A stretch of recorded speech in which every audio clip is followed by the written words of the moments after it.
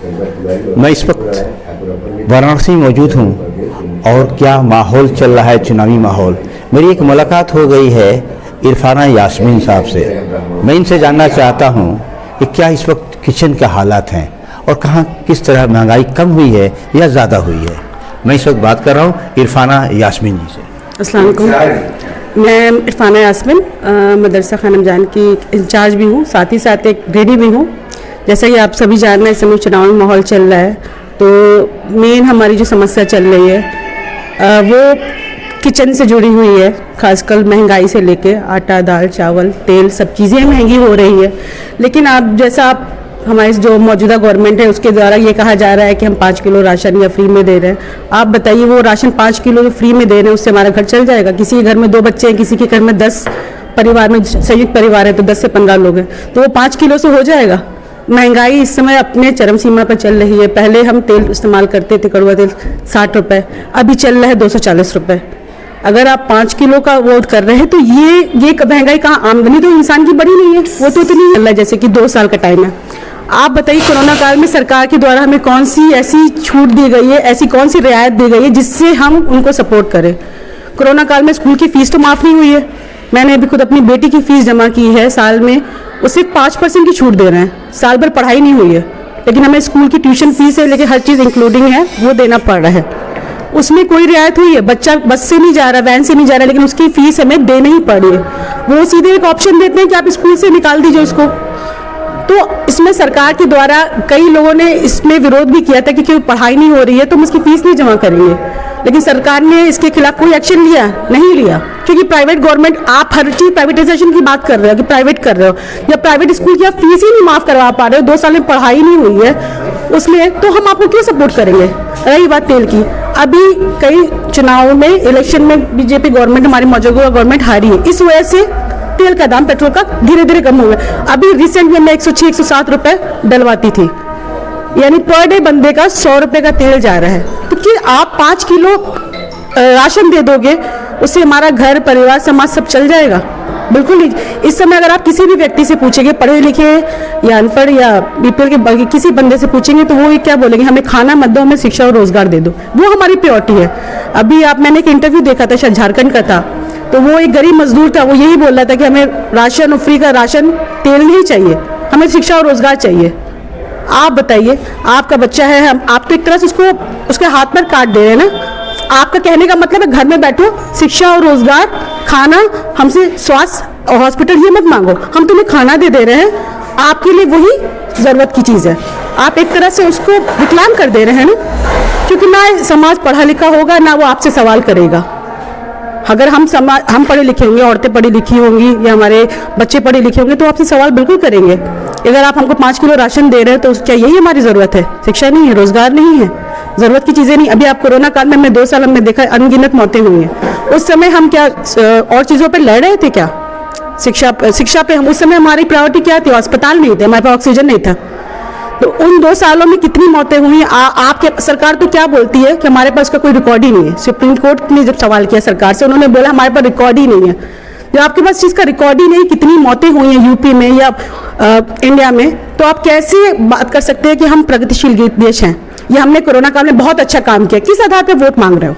आपने क्या किया है? आपसे जब बात करो तब मंदिर मस्जिद की बातें करते हो कि मंदिर में ऐसे था तो मस्जिद में था, ईद में लाइट आती थी। तो आप मतलब चाहते क्या हो कि ना समाज पढ़ा लिखा हो, ना वो आपसे सवाल करे। हमने आपको क्यों चुना था? आपके हिसाब से 70 साल में हमारी मौजूदा कांग्रेस सरकार ने कोई काम नहीं किया। बेशक हर सरकार में कोई ना कोई कमी होती है, तो उन चीज़ों से, उन कमी को देखते हुए हमने दूसरा विकल्प चुना, आपको चुना। आपने क्या बात करके आए थे? आप क्या मंदिर मस्जिद की बात करके आए थे? हिजाब और नकाब और ये बातें करके आए थे? पाकिस्तान और जिन्ना की बात करके आए थे? आपने तो तेल की बात की थी, तेल की बात की थी, गैस की। स्मृति ईरानी 300-400 रुपये सिलेंडर था, तो वो रोड पे बैठ के मातम करती थी सिलेंडर लेके। अब 1000 हो गया तो वो कोई नजर ही नहीं आ रही है। तो क्या वो देश हित में हो गया? बाबा रामदेव, उन्होंने क्या बोला था? 35 रुपये लीटर आएगा पेट्रोल, आगे 35 रुपये लीटर आ जाएगा। आया? एक स्टेटमेंट तो देना चाहिए भाई कि क्यों ऐसा हो रहा है। उस समय जब कांग्रेस की गवर्नमेंट थी तो अंतर्राष्ट्रीय बाजार में कच्चे तेल की कीमत कितनी थी? ये देखिए 54 रुपये था। तब हमें पेट्रोल कितना मिलता था? 65 रुपये। जब घट गया अंतर्राष्ट्रीय उसमें 35 से 35 रुपये हो गया, इस समय में कितना मिल रहा है? 100 रुपये। आप 5 किलो राशन दे के हमारा मुंह बंद करना चाहते हो। आप जब इलेक्शन का टाइम आता है तो आप बात कर दोगे मुसलमान, हिंदू, नकाब, हिजाब। हिजाब तो हमारा ये ऑप्शनल है, हमें ज़बरदस्ती कोई फोर्स नहीं कर रहा है।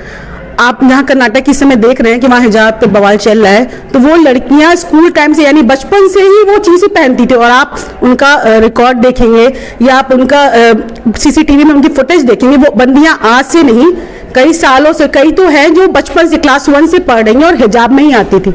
तो जब उस टाइम मौजूदा गवर्नमेंट को, स्कूल को, एडमिनिस्ट्रेशन को, प्रिंसिपल को या बच्चों को, उनके साथ के जो क्लासमेट थे उनको दिक्कत नहीं हुई, अब 1-2 महीनों में क्यों दिक्कत स्टार्ट हो गई? ये चीज़ें तो आपको देखना चाहिए ना। अगर अब उनको दिक्कत हो रही तो कहीं ना कहीं कुछ ना कुछ फॉल्ट है ना। ये तो आप कह रहे हैं कि हिजाब पहन के आ रहे हैं तो डिफ्रेंशिएट हो रहा है, मुसलमान और हिंदू हैं, तो ये चीज़ें तो आपने ही स्टार्ट की है। क्योंकि जो बच्चे उनके साथ इतने साल बैठ के क्लास करते थे, एग्जाम देते थे, उनको कभी दिक्कत नहीं हुई। आज आपने नफरत का बीज बो दिया, वो भगवा पहन के आ रहे हैं। हमारी लड़ाई इसके लिए तो कभी थी ही नहीं सरकार से ना, हमारी तो शिक्षा, रोजगार और स्वास्थ्य के लिए थी। आप बताइए किस इस माहौल में आज की औरतें या लड़कियां कहाँ जाएंगी? यूपी में इलेक्शन चल रहा है, आपने तो ये एक ढकोसला दिखा दिया कि मुसलमान है या ये है, ये औरतों को उनके हक ही नहीं देते। जितना ज़्यादा हक मुसलमानों को हमारे उसमें दिया जाता है शादी किसी में दिया जाता है। हमारे यहाँ तो शादी भी पूछ के की जाती है। और हिजाब वो ऑप्शनल है, वो हमारी ज़रूरत पे हम कभी जब जहाँ ज़रूरत होती है वहाँ लगा के जाते हैं। कोई ज़बरदस्ती हमें फोर्स नहीं करता है कि आपको लगाना। एज अ बीइंग अ मुस्लिम हर किसी की जैसा ज़रूरत होती है, जैसा माहौल होता है, जैसी उनकी प्रायोरिटी होती है वो हिजाब लगाते हैं। जहाँ ज़रूरत नहीं होती वो बिना हिजाब के भी जाते हैं। हाँ, लेकिन हमने अगर वहाँ पे लोग लगा रहे हैं केरला में या जहाँ अब कर्नाटक में ये चीज़ें चल रही है तो वो खुद लगा रही हैं। वो उन्होंने दूसरों को फोर्स तो नहीं किया ना कि हम लगा रहे हैं तो तुम भी लगाओ। तो जब हम आपको फोर्स नहीं लगा रहे हैं कि हम लगा रहे तो तुम भी लगाओ, तो आप हमें कैसे फोर्स कर सकते हो कि हम नहीं पहन के आ रहे तुम भी उतारो? अगर आप हम पहनने पे जोर नहीं दे सकते तो आप हमारे हिजाब उतरवाने पे भी जोर नहीं दे सकते। ये भी हमारा हक है। आप संविधान पढ़ चुके हैं, हमने सब में पढ़ा हुआ है क्या क्या हमारे हक है, हुकूक है। और अगर इस्लाम की बात करें तो उसमें औरतों को बहुत ही ज़्यादा हक हुकूक दिए गए हैं, पढ़ाई से लेके हर चीज़। अगर नहीं दिया होता, आज गवर्नमेंट में यूपी में इतने मदरसे चल रहे हैं, आप बताइए किसी एक मदरसे में किसी एक नॉन मुस्लिम, हिंदू या किसी दूसरी जाति के बच्चे को ये कहा गया कि तुम मदरसे में आ रहे हो तो तुम्हें हिजाब में आना है, या ये मदरसा है तो तुम्हें हिंदू बच्चों को नहीं पढ़ना है? आप एक मदरसा यूपी का उठा के बता दीजिए, बिल्कुल भी नहीं। तो जब हम ये चीज़ें भेदभाव नहीं कर रहे हैं तो आप ये इल्ज़ाम हमारे ऊपर क्यों, हमें दूसरों से अलग क्यों जाहिर करना चाहते हो कि हम भी इसी मिट्टी के हैं? अगर हमें जाना होता पाकिस्तान, ये बार बार ये चीज़ें होती कि पाकिस्तान चले जाओ, क्यों जाएं भाई? हमें जाना होता तो हम 47 के पहले जाते। हमारे बाप दादा यहीं थे और हम भी यहीं रहेंगे और हमारे आगे आने वाली नस्लें भी यहीं रहेंगी। इस्लाम भी यही सिखाता है कि जहाँ हम रहें उसके लिए ईमानदार होकर रहें। हमारा मुल्क और हमारा इस्लाम दोनों ही सिखाता है। तो आप हमें क्यों औरों से अलग करते हैं? हम भी इसी के बाशिंदे हैं भाई, हम भी इसी मिट्टी के हैं और इसी में रहना है हमें। हमारी हर चीज़ें जो भी हमारी मौजूदा गवर्नमेंट से है शिकायत है, बिल्कुल वो हमारी पढ़ाई को लेके है, शिक्षा को लेके, महंगाई को लेके है। आप बताइए कोरोना काल में क्या ऐसा काम गवर्नमेंट ने, भारत यूपी की गवर्नमेंट ने या फिर मौजूदा गवर्नमेंट ने ऐसा कौन सा काम कर दिया जो दूसरे देशों ने नहीं किया? होम लोन चल रहा था, आपने सिर्फ छूट दी कि 6 महीना आपको कंप ऑफ मिलेगा, आप छूट, वो होम लोन नहीं भरेंगे। उसका इंटरेस्ट आपने देखा? मैंने खुद 6 महीने का इंटरेस्ट दुगना भरा है, जितना होम लोन था उसका इंटरेस्ट 4 गुना बढ़ा है। सरकार की तरफ से कोई छूट नहीं, सब ढकोसला था। सिर्फ 6 महीने की छूट थी और 6 महीने का 4 गुना इंटरेस्ट उन्होंने लिया है। घर पे नोटिस आके चिपक गई है, जिसका जवाब कौन देगा? इसीलिए मैं यही चाहती हूँ कि जितनी सरकार ने वादा किया था सब फेल है। कुछ भी, कई चीज़ों में उन्होंने अच्छा भी किया है, जैसे कि रोड है, बिजली है काफ़ी चीज़ें हुई भी जो अच्छी हुई है, वो उसके लिए हमने तारीफ भी किया कि हाँ रोड है, चल रहा है, अच्छा है, बिजली है, पढ़ाई में भी काफ़ी चीज़ें हुआ है। लेकिन जो पिछली सरकार थी जिनका इन्होंने क्या है कि उन्होंने वादा ये किया वो पूरा नहीं किया, लेकिन आपने भी वो चीज़ें नहीं की। आप तो जो मुद्दा लेके आए थे उस मुद्दे को बिल्कुल छोड़ दिया आपने। आप उन मुद्दों में बहुत पीछे रह गए। आप तो हिजाब, पाकिस्तान, हिंदू, मुसलमान और ईद, दिवाली पे ही रह गए। आप बताइए, हम स्कूल में, हमने भी स्कूलों में पढ़ाई किया था, हमें स्कूलों में सरस्वती पूजा हम भी मनाते थे, तो क्या वहाँ ये कहते थे कि सरस्वती पूजा का प्रसाद है तो हम नहीं खाएंगे? ऐसा बिल्कुल भी नहीं होता था। तो आप हमको औरों से अलग क्यों करने हैं कि हम होली मनाते नहीं है? या सब करते हैं हम, लेकिन बस जितना शो ऑफ इस गवर्नमेंट में हो रहा है कि आप ही सिर्फ रिलीजियस है, आप ही देशभक्त है, ऐसा नहीं है। ये ढकोसला दिखाने की जरूरत नहीं, हर इंसान में है। ये चीजें जो भी आपकी गवर्नमेंट वादा करके आई है बिल्कुल जीरो है। वहाँ पे महंगाई चरम सीमा पे, आपने रोजगार तो दिया नहीं है। आपने यूपी इलेक्शन के पहले 14 में क्या बोला था कि हम चाहते हैं कि यूपी के लोग, जब मौजूदा सपा गवर्नमेंट थी तो आपने बोला था हम क्यों हमारे यूपी के लोग नौकरी करने के लिए दिल्ली गुड़गांव जाते हैं। अब आप जरा संख्या उठा के बताइए कि आपकी सरकार आने के बाद से कितने लोग यूपी नोएडा नहीं गए, यूपी में छोड़िए बनारस में रोजगार पा गए हैं। कितनी कंपनी आपने आईटी खोली है, जरा बनारस में बता दीजिए। कितनी आईटी कंपनी आई है, कितनी रिक्रूटमेंट कंपनी आई है, कितनी हॉस्पिटल, कितनी होटल्स खोले हैं।